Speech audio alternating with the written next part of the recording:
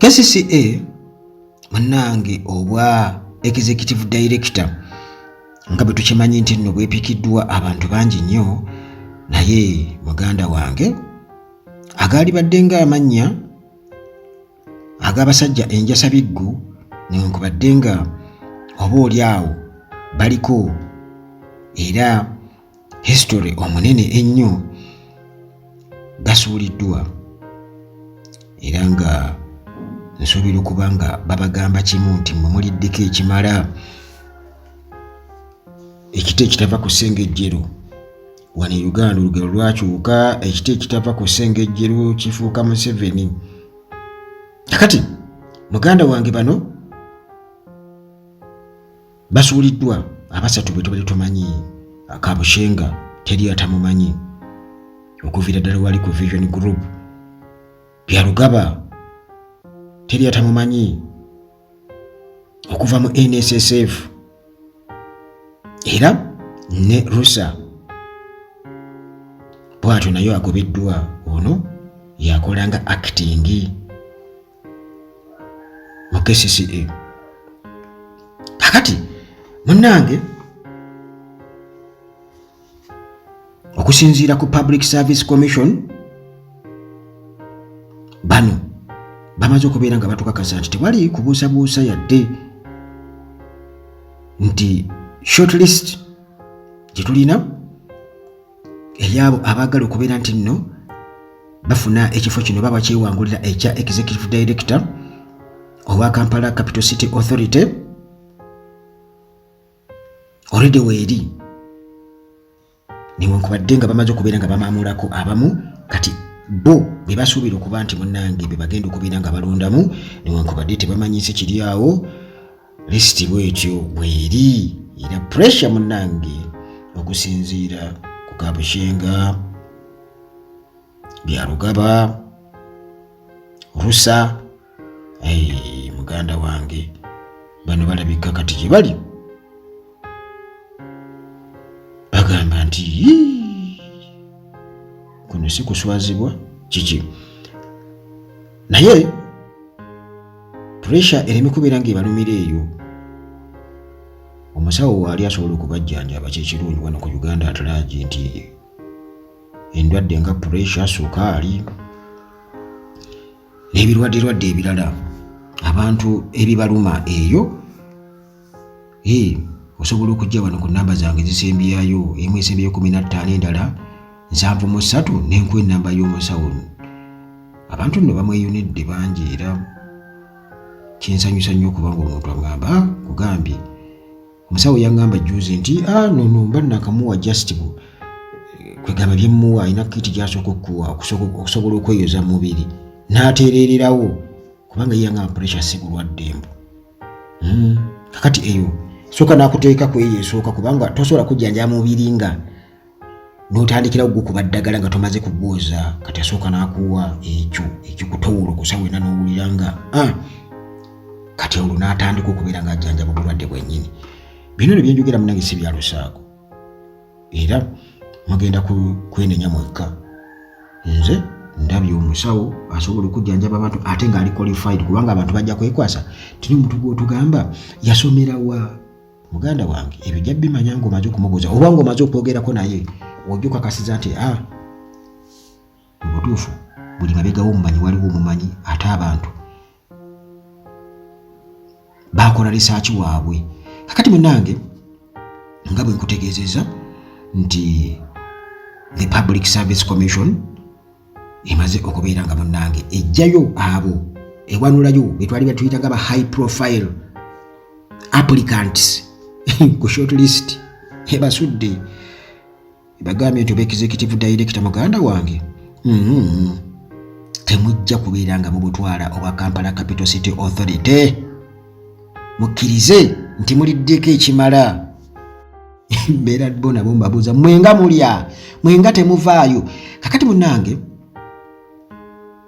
ekifo kino tukimanyi bulungi nnyo ekya executive director ba KCCA kyajja okubeera vacant oluvannyuma lwa General Museveni okubeera nga yagoba Dorothy Kisaka, yamugoba olw'obulagajjavu era nga bino byonna byali byekuusa ku njega eyagwa ekiteezi. Kasasiro bwe yabumbulukuka bw'atyo munnange n'aziika abantu, era obulamu bw'abantu obuli eyo mu 32 bwagenduka n'omusobyo, kubanga abalala muganda wange baasigala eyo bakyaliyo munda. Kasasiro yabafumbafumba dda. Kakati munnange General Museveni bw'atyo yalagira Public Service Commission okubeera nga ekola identification esobola okwetegereza n'enokolayo abo abali qualified ba candidates abasobola okubeera nga bakwata omulimu guno okubeera executive director wa KCCA. Timothy Kisaka nga ye munnange bwatwalibwa mu nkomyo ne kati bamugjeyo yavaayo. Lunaku lwabadde lwakusatu munnange ne twewuunya, naye nze seewuunyiza nnyo nti amannya ge twali tusuubira okuba nti nno gabeerako ku lisiti eno. Lawyer Robert Kabushenga nedda ssebo, eyali NSSF Managing Director Richard Byarugaba nedda ssebo, okukosa munnange ne Acting KCCA Executive Director Frank Rusa naye nedda. Naye ono kakati kubanga ebiseera ebisinga obungi acting bagenda okuwa okubeera acting nti gwe oba okola mu kaseera ako just oli wa kiseera, era babeera bamaze okubeera nga bakulabamu obusobozi. Naye yava ewaabwe nga tasiibudde kiki. Twali tuliawo Kabushenga n'ajja kugamba mu ngeri yamukalukalu tajja buseera, ndowooza nga aswadde, agamba abantu bagenda kunjeeya nga tebanaba kubeera nga bakomentinga amawulire gano gasaasaanye, kansooke nti nzizikewo ensonga. Era n'azizikawo ensonga nti munnange teyasobodde kubeera nga atuukiriza oba talina bisaanyizo minimum educational requirements mu kusoma ebitabo tebiwera. Embawo yalaba ntono, talina masters degree, tagirina. Kati obadde onoonyayo ki? Kale munnange mukwewolereza n'ateekayo n'awagikayo mangu abaana tisikuba bakola ki, batandika okunkuwamu bukatuuni kunzannyamu obuzannyo, n'awagikayo ensonga. Naye era munnange tukitegedde, teweetaaga kwewozaako, ensi bwetyo wagezezzaako. Better late than never. Kabushenga tugira nnyo. Kakati list, final list, era ng'eno eriko abantu abatamanyikiddwa nnyo kiri awo. Kuliko Sydney Asubo lyerinnya erisooka, ono nga expert mu anti-financial crime and governance, era nga gyabavuddeko yabadde akulira Financial Intelligence Authority. Essaawa eno Asubo ono gwe twogerako kubanga erinnya lye lirisookera ddala waggulu, akolanga General Counsel owa Grandstein Consult, era ono abadde akola n'omulimu ogw'okuwa amagezi Uganda Anti-Money Laundering National Task Force. Abalala bacandidates kuliko Gabriel Richard Atema, ono ye yali Chief Administrative Officer owa Tororo District, okukosa ne Sharifa Bozeki. Ono nno nga munnange ye candidate omukyala aliko ku lisiti eri essaawa eno nga Commissioner mu Ministry of Public Services Inspection Department. Amannya amalala kuli ku shortlist kuliko Godfrey Kayima, Benon Kigenyi, Swizen Mujema, Godfrey Kiseka, Rogers Mate, Emmy Ejuku, Grandfield Omanda, Ronald Kiberu wamu ne Joses Kachetero. Kati bacandidates bano munnange bwe batyo bagenda kuba batuula ebibuuzo ebyawamu, era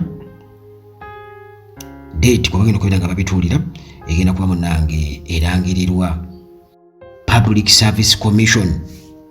Era Public Service Commission emaze okubeera nga etulaga list y'aba candidates 19 abepikira ekyoba Deputy Executive Director, era nga kino munnange jjukira kyajja okubira vacant oluvannyuma Engineer David Luyimbaazi wamu ne Kisaka kussa Dr. Dennis Okero KCCA former Director of Public Health. Bano bonna munnange bwe batyo bagiba mu ofiisi olw'enjega y'ekiteezi. Awo munnange nga bw'omanyi enkola yaffe ekifirika Oluvuutu in action bwe batyo n'asinga Oluvuutu yajja okubeera nga munnange atwala ekifuugu kanya kulaba nga ebibuuzo waliwo abigudde naye ate nga gwe balunze kitegeeza nti muganda wange oyo gye yajje omuti wakannyo wazibu nnyo nnyo nnyo nnyo nnyo.